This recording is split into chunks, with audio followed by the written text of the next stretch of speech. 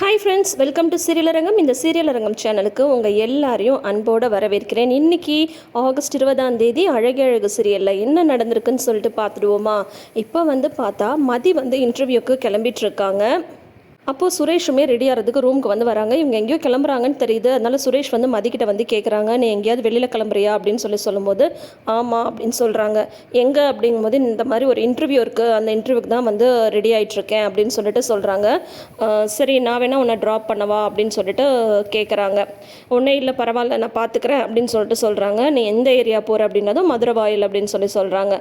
நானும் அந்த சைடு தான் போகிறேன், நான் உன்னை ட்ராப் பண்ணுறங்க போது இல்லை நான் பஸ்லையாவது ஆட்டோலையாவது போய்க்கிறேன் அப்படின்னு சொல்கிறாங்க. உனக்கே தெரியும், இந்த நம்ம ஏரியாவிலேருந்து மதுரை வாயிலுக்கு அவ்வளோவா பஸ் கிடையாது, நீ ஆட்டோலலாம் போனால் லேட் ஆகிடும், நான் அந்த பக்கமாக தான் போகிறேன்னு சொல்கிறல, வா உன்னை ட்ராப் பண்ணுறேன் அப்படின்னு சொல்கிறாங்க. இவங்களும் சரின்னு சொல்லிடுறாங்க. மதிக்கு ஒரே ஆச்சரியம்.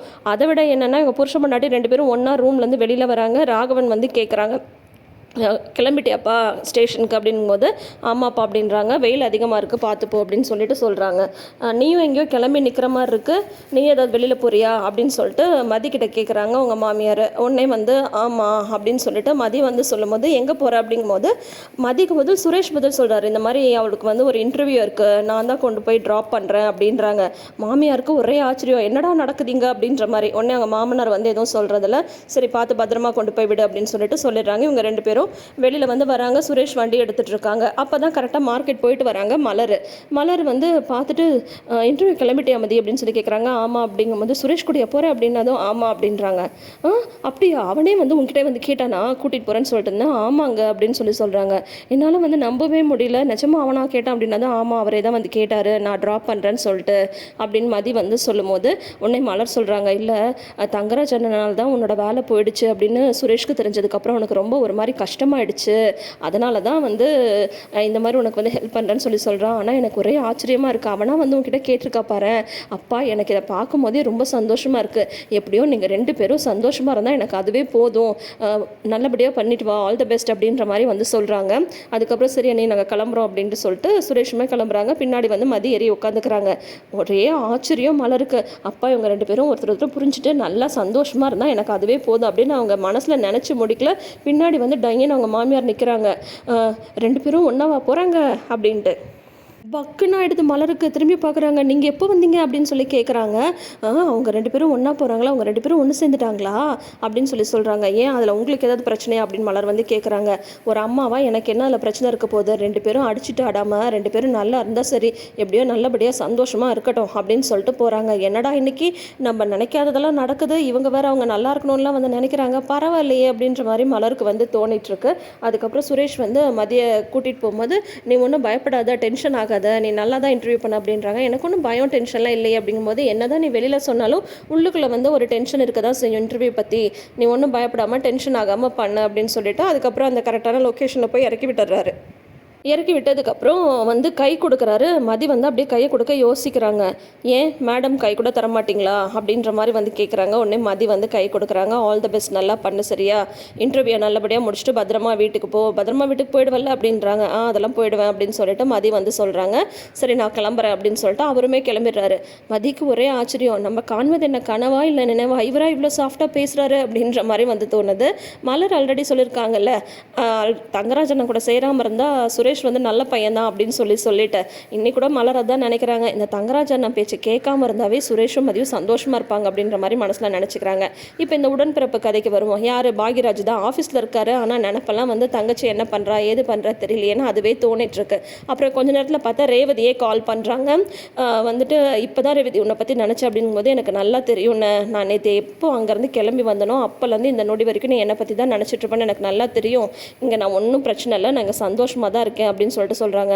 அவர் அங்கே வீட்டுக்கு போய்ட்டு உங்ககிட்ட ஏதாவது சண்டை போட்டாரா, உன்னை ஏதாவது திட்டினாரா அப்படின்னு பாக்யராஜ் கேட்குறாங்க. அதெல்லாம் ஒன்றுமே பண்ணலண்ணே, அவர் நார்மலாக தான் இருக்காரு, அதனால் நீ என்னை பற்றியே யோசிச்சுட்டு இருக்கலாமா, நீ அங்கே பாருண்ணே, இங்கே எல்லாம் ஓகே தான் அப்படின்னு சொல்லிட்டு ரேவதி சொன்னதுக்கப்புறம் தான் பாக்யராஜ்க்கு நிம்மதியாகுது. இங்கே வீட்டில் பார்த்தா மலரும் ஸ்ருதியை துணி காய போட்டுட்ருக்காங்க. அவங்க மாமியார் அப்போ உட்காந்துட்டு இருக்காங்க. கொஞ்சம் கொஞ்சம் வீட்டு வேலையும் செய்கிறியே, பரவாயில்லையே, ஆனால் படிக்கிறேன்னு சொல்கிறேன், எப்போ பார்த்தாலும் மொபைலில் தான் வச்சுட்ருக்கேன்னு ஸ்ருதியை திட்டிகிட்டு இருக்காங்க. மொபைல்லையும் படிக்கலாமா அப்படின்ற மாதிரி ஸ்ருதி சொல்லி சொல்லிட்டு இருக்காங்க. அப்போ கரெக்டாக மலருக்கு ஃபோன் வருது. யாருன்னு பார்த்தா அவங்க அம்மா தான். எல்லாம் எப்படி இருக்க என்ன ஏதுன்னு சொல்லிட்டு அந்த ஃபோனை எடுத்து பேசவே மலர் யோசிக்கிறாங்க, ஏன்னா மாமியார் இருக்காங்கன்னு சொல்லிட்டு. அதுக்கப்புறம் பேச பேச என்ன இப்போ உங்கள் அம்மாட்ட நீ என்ன பேசாமலா இருக்க அப்படின்ற மாதிரி அவங்க மாமியாருக்கு ஒரு ஏகத்தாழ வர. அதுக்கப்புறம் சரின்ட்டு இவங்க வந்து பேசுகிறாங்க. அப்போ அவங்க அம்மா வந்து சொல்கிறாங்க, இந்த மாதிரி கார்த்திக் வந்து பொண்ணு பார்த்துருக்கோன்னு சொன்னல, நாளைக்கு அந்த பொண்ணை பார்க்க போகலான்னு யோசிச்சு வச்சுருக்கோம், நீயும் மாப்பிளையும் அவசியம் வரணும் அப்படிங்கும்போது, பின்ன நான் இல்லாமலா கண்டிப்பாக நான் வரேன் அப்படின்ற மாதிரி மலர் வந்து சொல்கிறாங்க. என்னம்மா அவங்க அம்மாவுக்கு அப்படின்னு சொல்லிட்டு சொல்லும்போது, இந்த மாதிரி கார்த்திக் வந்து நாளைக்கு பொண்ணு பார்க்க போகிறாங்களாம், என்னையும் அவரையும் வர சொல்கிறாங்க, நாங்கள் போயிட்டு வரவா அப்படின்னு சொல்லி கேட்குறாங்க. நான் வந்து மாமாட்ட வந்து கேட்டு சொல்கிறேன், அவன் என்ன சாதாரண ஒரு வேலையில் இருக்கான், அதுக்குள்ளார உனக்கு கல்யாணம் பண்ணுமா, என் பொறுமையாக தான் கல்யாணம் பண்ணா என்ன அப்படிங்கும்போது, இல்லை அவன் நல்ல வேலையில் நல்ல சம்பளத்தில் தான் இருக்கா அப்படின்னு மலர் வந்து சொல்கிறாங்க. ஆனால் ஸ்ருதிக்கு வந்து அப்படியே முகமே மாறி போயிடுது பொண்ணு பார்க்குறாங்க அப்படின்னு சொல்லிட்டு தெரிஞ்சதும். அதுக்கப்புறம் வந்து மலர் வந்து சொல்கிறாங்க, நல்ல சம்பளத்தை தானே இருக்கான் அப்படின்னு சொல்லும்போது, என்ன இருந்தாலும் கவர்மெண்ட் வேலை இல்லைல்ல, ப்ரைவேட் தானே அப்படின்றாங்க. ப்ரைவேட்டில் இருந்தாலும் நல்ல வேலையில் தான் இருக்கா அப்படின்னா, நான் எதுக்கும் உங்கள் மாமாட்ட கேட்டு சொல்கிறேன்னு அவங்க எழுந்து போயிடுறாங்க. அப்போ ஸ்ருதி வந்து மலர்கிட்ட வந்து கேட்குறாங்க, நிஜமாவே உங்கள் தம்பிக்கு பொண்ணு பார்க்க போகிறாங்களா அப்படின்னதும் ஆமாம் அப்படின்னு சொல்கிறாங்க. அப்போ மலர் வந்து ஸ்ருதியை வந்து கவனிக்கிறாங்க, அவங்க பதட்டமாகறாங்க. அதில் உனக்கு என்ன பிரச்சனை ஸ்ருதி அப்படின்னு சொல்லிட்டு ஸ்ருதி வந்து பதிலே பேசாமல் இருக்காங்க. நீ ஏதாவது உன் மனசில் நினச்சிட்ருக்கியா அப்படின்னு சொல்லிட்டு கேட்குறாங்க. அதுக்கும் ஸ்ருதி வந்து பதிலே சொல்லாமல் இருக்கும்போது மலர் வந்து சொல்கிறாங்க, அப்படி ஏதாவது உன் மனசில் இருந்தாலும் அதை இப்பயே நீ வந்து அழிச்சிடு. எங்கள் வீட்டில் பார்க்குற பொண்ணை கார்த்திக் கல்யாணம் பண்ணிக்கட்டும், உங்கள் வீட்டில் பார்க்குற பையனை நீ வந்து கல்யாணம் பண்ணிக்கோ, 2 பேரும் வேறு கல்யாணம் பண்ணிவிட்டு சந்தோஷமாக இருங்க.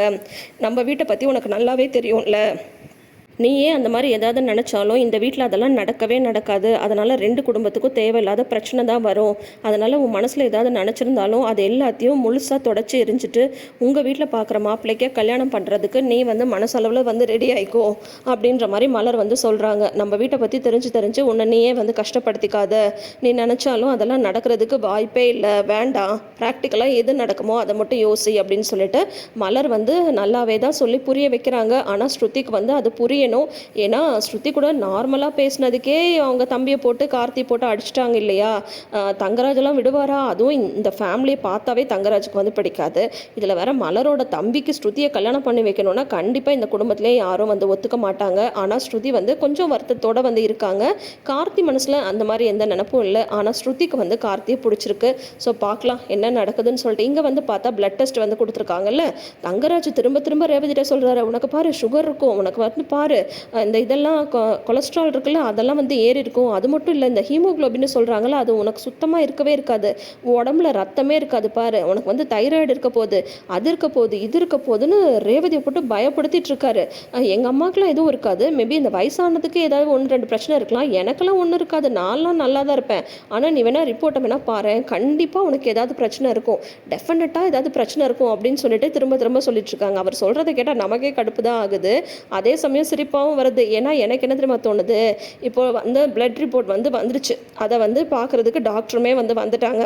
அந்த ரேவதி வந்து அந்த பிளட் ரிப்போர்ட்டை பார்க்குறேன்னு சொல்லும்போது, நீ என்ன டாக்டரா, உனக்கு வந்து தெரியுமா, உனக்கெல்லாம் ஒன்றும் தெரியாது அப்படின்னு சொல்லிட்டு அந்த டாக்டர் வந்து ஃபஸ்ட்டு அவங்க மாமியாரோட ரிப்போர்ட்ஸ்லாம் பார்க்குறாங்க. பரவாயில்ல, உங்களுக்கு என்ன ஏஜ் ஆகுதும் போது 63ன்றாங்க. இந்த ஏஜ்க்கு உங்களுக்கு எல்லாமே நார்மலாக தான் இருக்குது, ஒன்றும் பிரச்சனை இல்லை, நான் சத்து மாத்திரை மட்டும் எழுதி தரேன், அதை மட்டும் சாப்பிடுங்க அப்படின்னது சரி அப்படின்னு சொல்லிடுறாங்க. அடுத்தது என்னோட மனைவியோட ரிப்போர்ட்டை நீங்கள் அதில் பாருங்கள், அவளுக்கு ஏதாவது பிரச்சனை இருக்கும், நீங்கள் வேணால் பாருங்களேன் அப்படின்ற மாதிரியே சொல்லிட்டு இருக்காருங்க. எனக்கு தெரிஞ்சு இவர் கொடுக்குற பில்டப்பை பார்த்தா ரேவதிக்கெலாம் எந்த பிரச்சனையுமே இருக்காது, எல்லாமே நார்மலாக இருக்கும். ஆனால் வந்து பாருங்களேன், தங்கராஜுக்கு தான் சுகர் இருக்க போகுது, கொலஸ்ட்ரால் இருக்க போகுது, ஹீமோக்ளோபின் வந்து கம்மியாக இருக்க போகுதுன்ட்டு அப்படியே வந்து ஆப்போசிட்டாக ரிப்போர்ட் வந்து வரப்போகுது. நீங்கள் வேணால் பாருங்களேன். ஏன்னா இவர் கொடுக்குற பில்டப்பை பார்த்தாவே ரிப்போர்ட் அந்த மாதிரி தான் வரும்ன்றது என்னோட கருத்து. நீங்கள் என்ன நினைக்கிறீங்கன்றதை மறக்காமல் கமெண்ட் செக்ஷனில் சொல்லுங்கள். டெஃபினட்டாக ரேவதிக்கு எந்த ஒரு இஷ்யூவும் இருக்காது. அதே சமயம் தங்கராஜுக்கு வந்து பிளட் ரிப்போர்ட்டில் ப்ராப்ளம் இருக்க போகுது. அதுக்கு ஒரு என்ன தெரியுமா பண்ணுவார், இல்லை இவங்க பிளட் டெஸ்ட் எடுத்ததே சரியில்லைன்ற மாதிரி அதுக்கும் அலப்பறை வந்து பண்ணிகிட்ருக்க போகிறாரு.